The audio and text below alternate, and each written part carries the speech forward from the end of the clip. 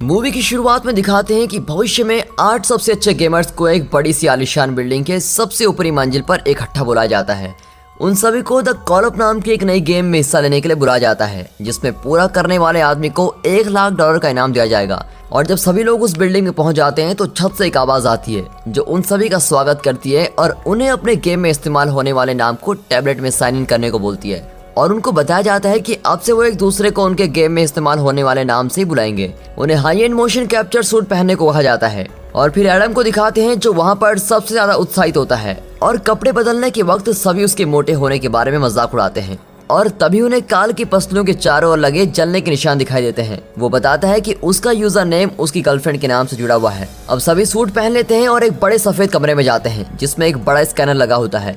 वो स्कैनर के अंदर जाते हैं और गेम में इस्तेमाल होने वाले नाम बोलते हैं। उसके बाद वो अपना हाईटेक सूट लेने जाते हैं। उन सभी का सूट बहुत ही अच्छी तरीके से बनाया गया होता है जो खिलाड़ी को गेम में पूरा फील दिला सके और उनको गेम में पूरी तरह मग्न कर सके। अब एडम कहता है कि ये सूट सिर्फ करोड़पति लोगों के लिए है, लेकिन किसी वजह से उनको ये इस्तेमाल करने को मिल रहा है। तभी जाहिद को दिखाते हैं जो गेम में हिस्सा लेने से मना कर देता है क्योंकि उसके सूट पर टेररिस्ट 1 लिखा होता है। वो सूट को देखकर काफी गुस्से में आ जाता है और तभी छत पर से आवाज आती है कि जब तक सभी लोग तैयार नहीं हो जाएंगे तब तक गेम शुरू नहीं होगा। लेकिन जाहिद वहां से जाने का फैसला कर लेता है। वो दरवाजे तक पहुंच जाता है लेकिन दरवाजा खोल नहीं पाता और फिर उसको ना चाहते हुए भी गेम में हिस्सा लेना पड़ता है। और अब सभी गेम को शुरू करने के लिए बिल्कुल तैयार हैं। जैसे ही वो अपने वर्चुअल रियलिटी हेलमेट पहनते हैं उनके आसपास सब कुछ बदल जाता है और अब बिल्डिंग के अंदर विनाश के बाद के हालात दिखने लगते हैं। उनके सूट फौजियों की वर्दी में बदल जाते हैं और सब कुछ असली जैसा लगता है, लेकिन किसी भी चीज को हाथ लगाने पर पता लगता है कि वो असली नहीं है। तभी उनके सामने एक हट्टा कट्टा सर्जेंट आता है और उन्हें उनका मिशन बताता है और सभी ये देखने के लिए अपना हेलमेट उतार देते हैं कि कहीं गेम में कोई और खिलाड़ी तो नहीं है। लेकिन वहाँ उन सब के अलावा कोई और नहीं होता। वो एक एनपीसी होता है जो गेम में सभी को सलाह देने का काम करता है। अब वो सभी उस सर्जेंट के पीछे अपनी मंजिल तक जाते हैं और वो उनको लड़ने के लिए हथियार देता है। सभी बहुत ही प्रभावित होते हैं जिस तरीके से वो हथियार असली दिखाई दे रहे होते हैं और उन सभी को बहुत ही अच्छा महसूस हो रहा होता है। लेकिन असल में उनको सिर्फ खिलौने वाले हथियार दिए जाते हैं ताकि उन्हें सब कुछ असली जैसा लगे।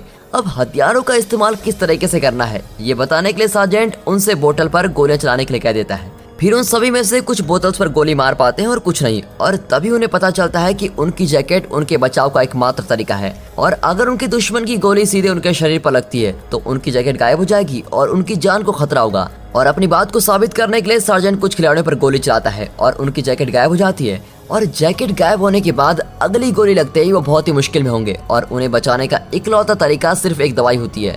सर्जन बताता है कि कुछ खतरनाक आतंकवादियों ने पूरी बिल्डिंग पर कब्जा कर लिया है और गेम का सबसे जरूरी हिस्सा होता है उन सभी आतंकवादियों को मारना और पहली मंजिल तक जिंदा पहुंचना। और जो भी ऐसा कर लेगा उसे $1 दिए जाएंगे। और गेम का फर्स्ट लेवल शुरू होता है और फिर सभी एंड्री नाम के खिलाड़ी की बात मानते हैं क्योंकि वो सेना में था और इस तरह की हालत से पहले गुजर चुका होता है। सभी पूरी मंजिल की जांच कर रहे होते हैं और तभी उन्हें पहली बार दुश्मन दिखाई देता है और फिर एंड्रे पहले आतंकवादी को आसानी से मार देता है। तभी एक आवाज आती है जो उनको बताती है कि उन्होंने फर्स्ट लेवल पूरा कर लिया है और सारे अंक एंड्रे को मिल जाते हैं। फिर अगले लेवल में जाने के लिए वो सीढ़ियों से नीचे जाते हैं और तभी उन्हें पता चलता है कि वहाँ पर एक ऐसा यंत्र लगा हुआ है जो लेवल को पूरी होने से पहले उनको और नीचे नहीं जाने देगा और अगर वो नीचे जाने की कोशिश करेंगे तो उन्हें बिजली की तारों से करंट लग जाएगा और वो वहीं मर जाएंगे। अब नया दृश्य पिछले लेवल की तरह ही होता है, लेकिन खिलाड़ियों के लिए नई बंदूकें दी होती हैं, इसलिए एंड्री उनको बताता है कि उनका इस्तेमाल कैसे करना है। लेवल 2 में छुपना, चकमा देना और आतंकवादियों को हराने के लिए जवाबी हमला करना होता है और आतंकवादियों के पास भी नए हथियार होते हैं। और तभी एडम को गोली लगने से बचाने के बाद एंड्री अपनी जैकेट खो देता है जिसकी वजह से सबसे अच्छे खिलाड़ी को अब बचकर खेलना पड़ेगा। तभी टेलर को दिखाते हैं जो गेम का इतना असली होने की वजह से डर जाती है और वो जल्द से जल्द गेम से बाहर जाना चाहती है। फिर शैली उसको शांत करती है जो गेम में दूसरी लड़की होती है। शैली कहती है ये सब असली नहीं है और ये सब सिर्फ नकली चीजें हैं।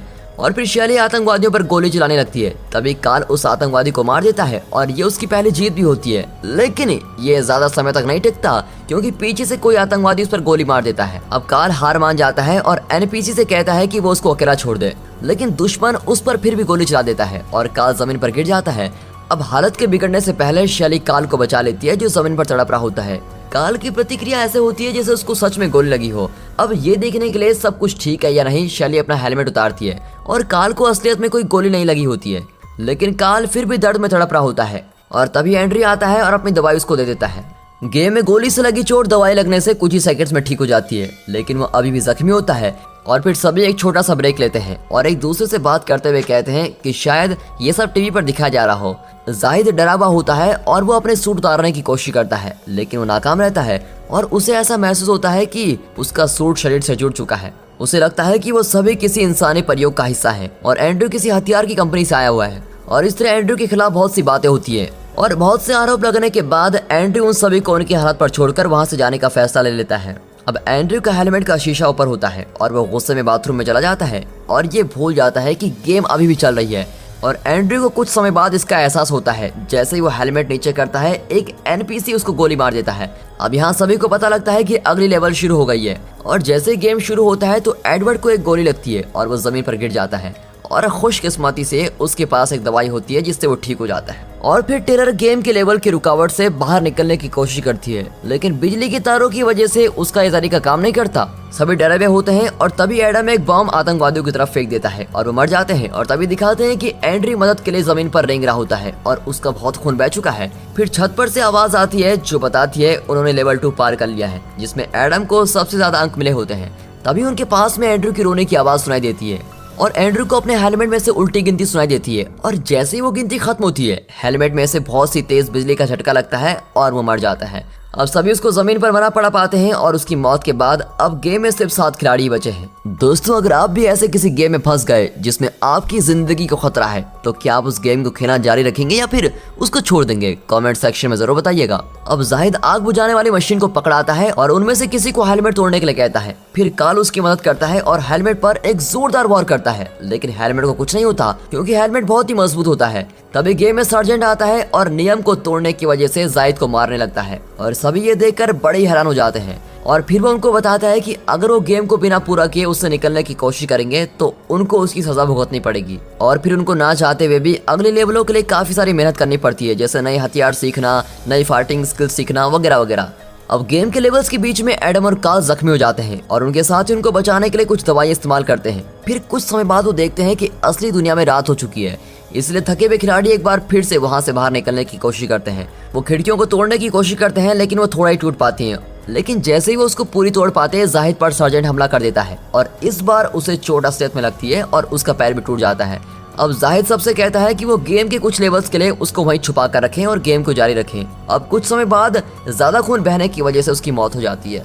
अब नई लेवल शुरू होती है और मार्को, जो सबसे निर्दयी खिलाड़ी होता है, दुश्मनों के साथ लड़ने के बाद वो घायल हो जाता है। अब शैली मार्को को बचाने के लिए अपनी दवाई देती है, जबकि टेलर, जो किसी नुकसान से बचने के लिए छुपी होती है, उसे पता चलता है कि एक दुश्मन उसके पीछे है, इसलिए वो पलटवार करने का फैसला करती है। अब इस सब के बीच कार्ल शैली से बात करता है और उसको पता चलता है कि शैली का कोई परिवार नहीं है और वो बताती है कि उसका परिवार मर चुका है। अब कार्ल भी उसको बताता है कि वो भी अकेला है।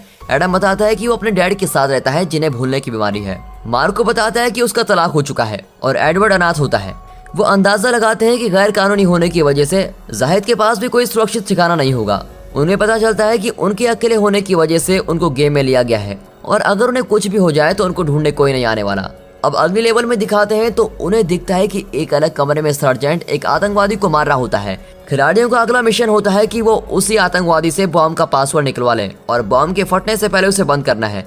आतंकवादी को सिर्फ रशियन भाषा आती है और उसके शरीर पर बिजली की तार लगी होती है जो उसको करंट मारने के लिए लगाई गई होती है। एडवर्ड को उसका रिमोट दिया जाता है। वो पासवर्ड जानने के लिए तुरंत ही बटन दबाता है और आदमी के रोने और रहम की भीख मांगने के बावजूद भी वो बिल्कुल नहीं सुनता।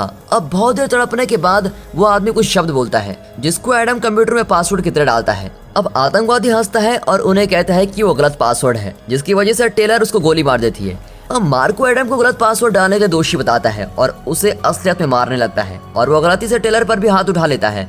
एडवर्ड उन्हें बताता है कि सर्जन ने कमरे की दूसरी तरफ से एक लिफ्ट रोक रखी है और धमाके से बचने के लिए लिफ्ट में जाने के लिए भाग जाते हैं। अब वो सभी लिफ्ट में होते हैं तो तभी वो अचानक से रुक जाती है।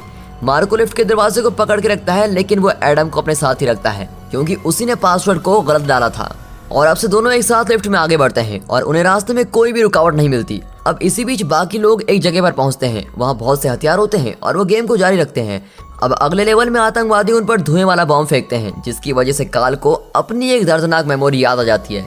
अब वो छुप जाता है और शैली को बताता है कि उसने अपनी गर्लफ्रेंड को आग में खो दिया था और उसे बचाने की कोशिश में उसके शरीर पर धब्बों के निशान पड़ गए। अब इसी बीच मार्को एडम पर बंदूक तान देता है और उसको आगे चलने के लिए कहता है ताकि अगर कोई आतंकवादी उनके सामने आए तो पहले एडम जख्मी हो, और ऐसा होता भी है। एक आतंकवादी उनके सामने आता है और मार्क को एडम को धक्का दे देता है और एडम गिर जाता है, लेकिन उसको कुछ नहीं होता।